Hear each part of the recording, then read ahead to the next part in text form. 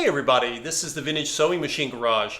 I am bringing to you a video on a white brand model 455. This is a mid-1960s machine, and it may look similar to some of the other white models I have been doing videos on lately. I've had kind of a slew of them. Sewing machine brands just seem to come in waves. I never know when I'll get a bunch of white brand or Singer brand. Even Neckies sometimes come in waves, little waves. But I thought I would demonstrate this machine for you. It has been restored and it is ready to have a new owner. I did a video on how to thread a Japanese clone machine, and I used this one, so you'll see that video if you're curious to know how to thread this machine and generally how to thread most machines. They're all sort of similar. They vary somewhat, but it just takes practice, and eventually I promise you will get it. Threading a sewing machine at first glance looks daunting until you realize it's pretty intuitive after you've had a chance to practice a little bit. So the 455, just like Singer, White was a big company and they wanted to offer people lots of different models. Why? Because they had different prices, and when people walked into a sewing machine dealer, many of them had not been pricing sewing machines for a long time. It's like having a car, owning it for 20 years or more, and then going into a dealer and getting sticker shock. And so when people came in, they might have chosen, for example, you guys saw the gray and white two-tone white brand sewing machine that I did. It's a straight stitcher. It would have been less money.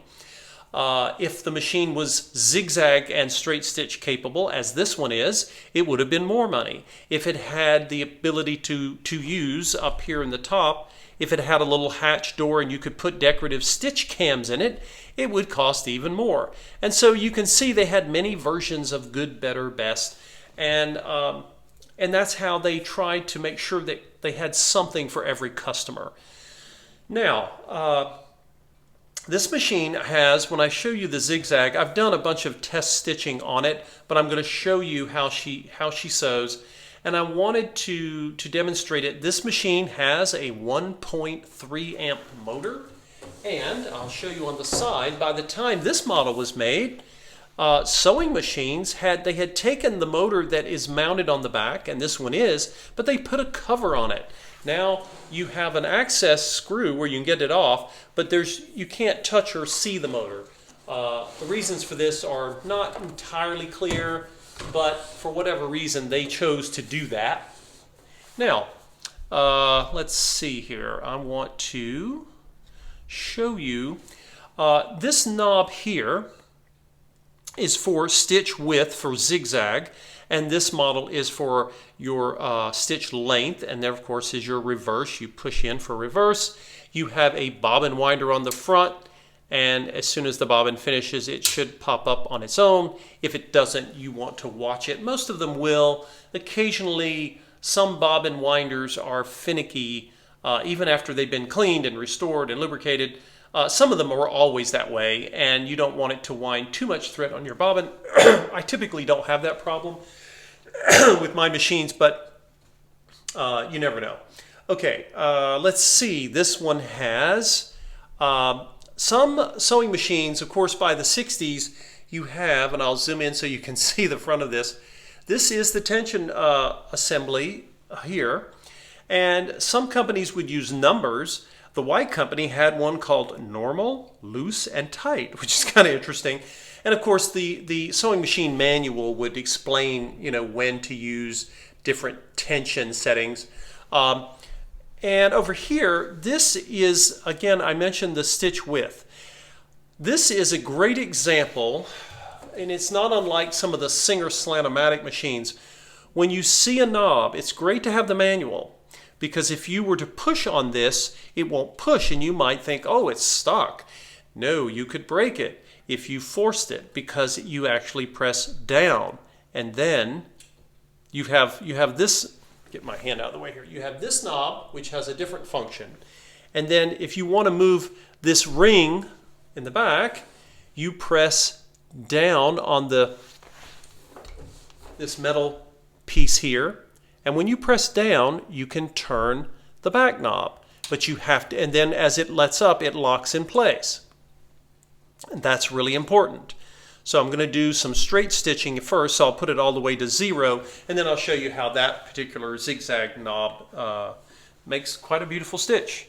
So we'll start. I have it on a long straight stitch. Notice I can slow down and get the needle moving slowly, which is nice.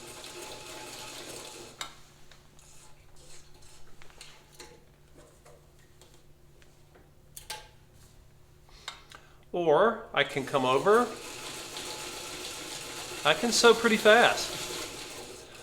You'll find that as compared to, say, a machine from the 1930s, as you go through time, sewing machines get faster, somewhat faster than they were, say, 30 years before. So we've got straight stitch. Now I'm going to show you zigzag. And zigzag here is interesting. If I, again, press in, I'm going to turn it to the wide zigzag. It's locked in. Okay. And now you'll see it sew a zigzag or overcasting stitch, as it was sometimes called.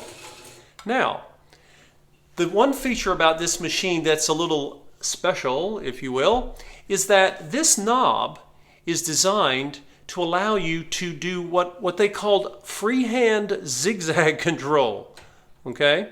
And in order to make that function, what we're going to do is we're going to bring it all the way over. Let's make sure our needle's up. Okay? We're going to bring it over, and now it's set to 0. And what that means is it's set up for straight stitch.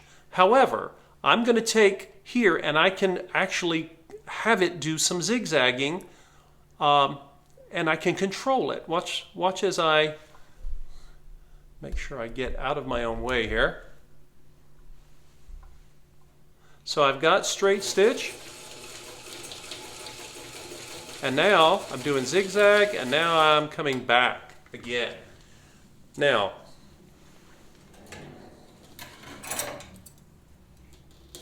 I'm going to show you what I did here. See, hopefully this will come up in the light.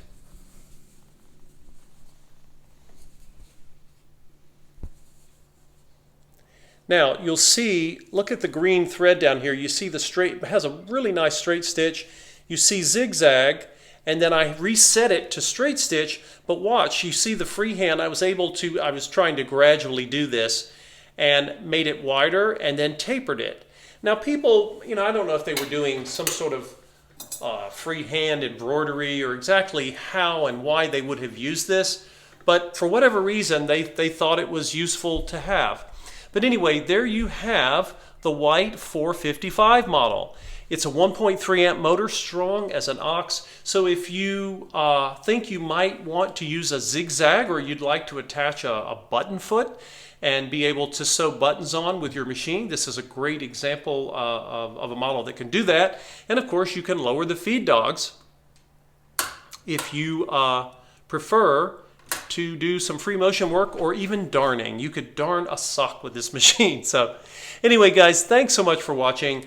Who knows what brands I'll have next? I never know. When I rescue machines, I take what comes, and you just never know which machines people are going to want to give up or find a new home for. I get a hold of them. I give them a full overhaul and restoration, and after every part of the machine has been serviced, then I find a new owner for it. So if you have an interest in this machine, you'd like to come and test sew on it, you can do so. You can bring your own materials, or I have fabrics I keep on hand because people often forget to bring their own, but you are welcome to do so. And I'd love to show it to you and get this machine into the hands of someone who really would enjoy learning to sew, or maybe you're a seasoned sewer and you need a strong machine, maybe as an addition to or in place of one of those modern machines that are not always good at sewing heavy-duty projects. But anyway, you can sew silk as well with this machine, so I so appreciate you watching.